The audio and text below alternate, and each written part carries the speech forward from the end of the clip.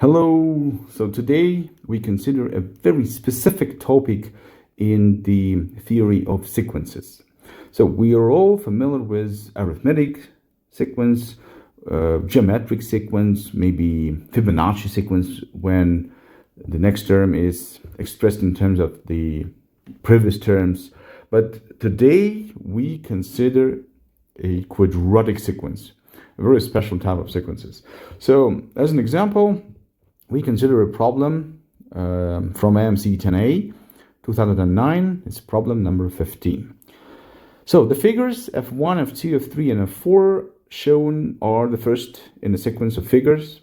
For n bigger than or equal to 3, Fn is constructed from the previous figure by surrounding it with a square and placing one more diamond on each side of the new square. So you can see the pattern on the figure below. For example, figure F3 consists of 13 diamonds. So I can count the number of diamonds in the figure F2. 1, 2, 3, 4, 5. 1. What about the figure 4? So this is 13, like inside, and 4, 8, and 12 more. That is, it's 25 figures for F2. 25 diamonds for F2. So this is the sequence 1, 5, 13, 25, and this isn't an arithmetic sequence or geometric sequence. You can make sure it's the case, but let's see the differences between neighboring terms. Here we added 4, here we added 8, here we added 12. So the differences, they form an arithmetic sequence, okay? Because the difference between the differences, it's constant, it's 4. Every time I add 4, here. So this is the signal to use a quadratic sequence. So quadratic sequence is a sequence, the nth term of which is expressed in terms of a quadratic function, an squared plus bn plus c. So a, b, and c are parameters to be found, and of course, when n equals 1, the first term is 1. When n equals 2, the second term is 5. And when n equals 3, the third term is 13. So you have 3 parameters to be found, a, b, and c. So in order to find 3 parameters, you have to use 3 conditions. That's why I consider 3 first terms. Of course, you can use the 5th term, 4th term, 10th term, but you will deal with much bigger numbers. I don't want to do this, so that's why I use this 3, the smallest numbers, and let's take more place, and let's put the information into the nth term formula and set up a system of equations. Okay, let's do it here. When n equals 1, so I put n equals 1, so the first equation is a plus b plus c is equal to the value of the first term. It's 1. Then I put n equals 2, so it's 4a plus 2b plus c is equal to 5. Then I put n equals 3, it's 9a plus 3b plus c is equal to 13. So you might find it you might find this system to be a difficult one, but look, when you subtract 2 equations, the 2 first equations from each other, more specifically, I subtract the first equation from the second, and of course I do it term-wise. So 4a minus a, 3a, 2b minus b, b, cc, they cancel out, 5 minus 1, 4. So, and then let's do the same with this couple of equations. So, of course, I could subtract the first one from the third, but I think I will have a little bit smaller numbers if I subtract the second equation from the third. So 9a minus 4a, it's 5a, 3b minus 2b is b, and 13 minus 5 is 8. So look at this system. It's also a convenient one because b and b value, like coefficients of b are balanced, already balanced. So I subtracted two equations from each other again, and 5a minus 3a is 2a, b cancel out. So 8 minus 4 is 4. Look, a equals 2. Let's put it back to this equation because I find it the easiest one. So 6 goes to the other side. So b equals -2. And then I choose, of course, this equation to find the value of c. It's 1, of course.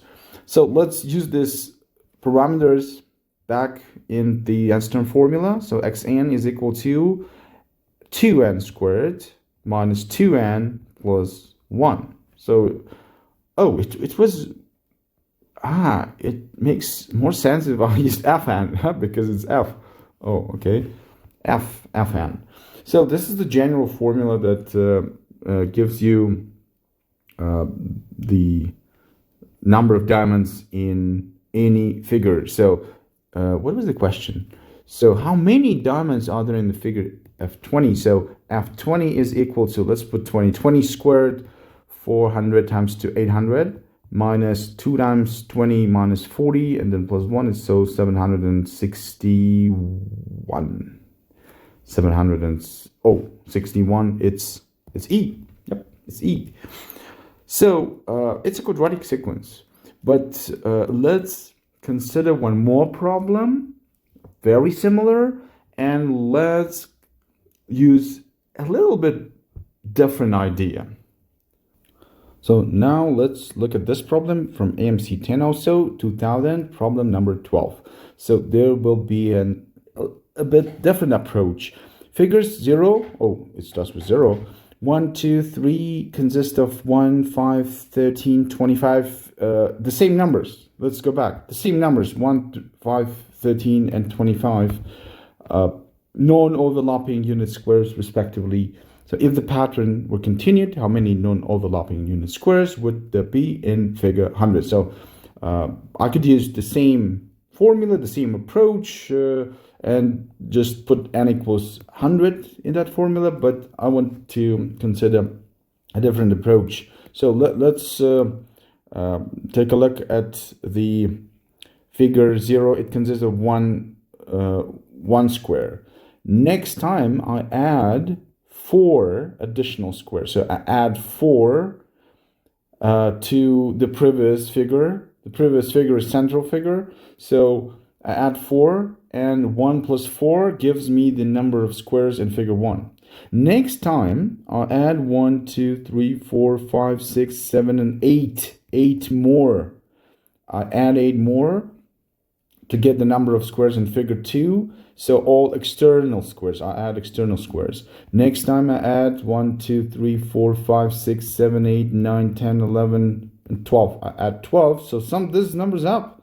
So it's 25. Yep, it's 25 here. It's 13 here. It works.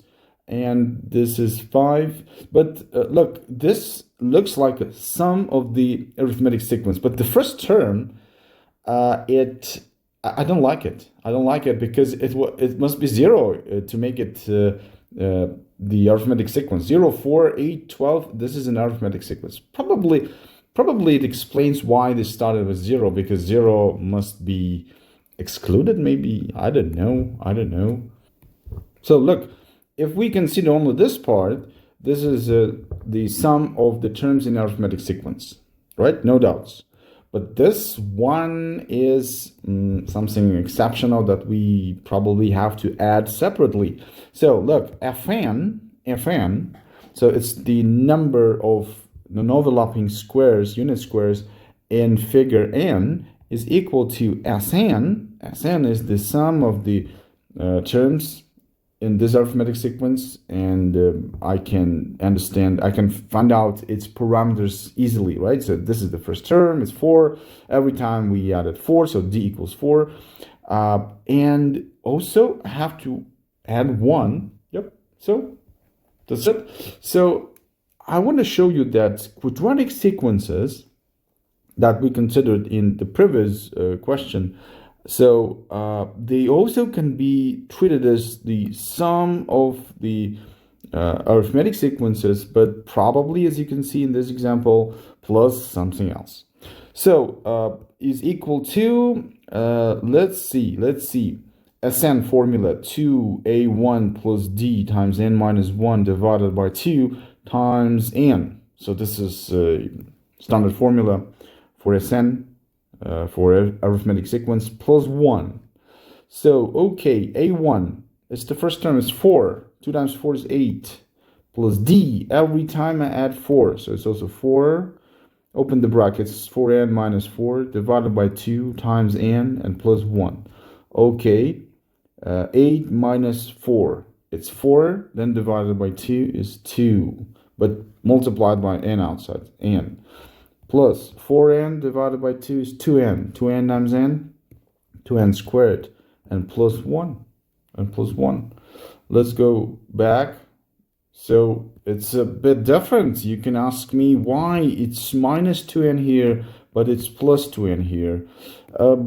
It's easy to explain because here the sequence starts with n equals like 0. It's figure 0. Yep, figure 0, figure 1. But in this sequence, it's figure 1, figure 2. Okay, so there is a shift in order numbers for each term. So then figure 100. So f100 is equal to 100 squared is 10,000. 10,000 times 2, 20,000. Plus, here 2 times 100, so 200 plus 1, so 20,000, 201. Where is it? Oh, it's C. It's C. So it's a new type of sequences, or quadratic sequences, and also it's another approach to quadratic sequences. They can be expressed as the sums of arithmetic sequences. So it's two approaches. So hope you found something new for you. So good luck and see you in the next video.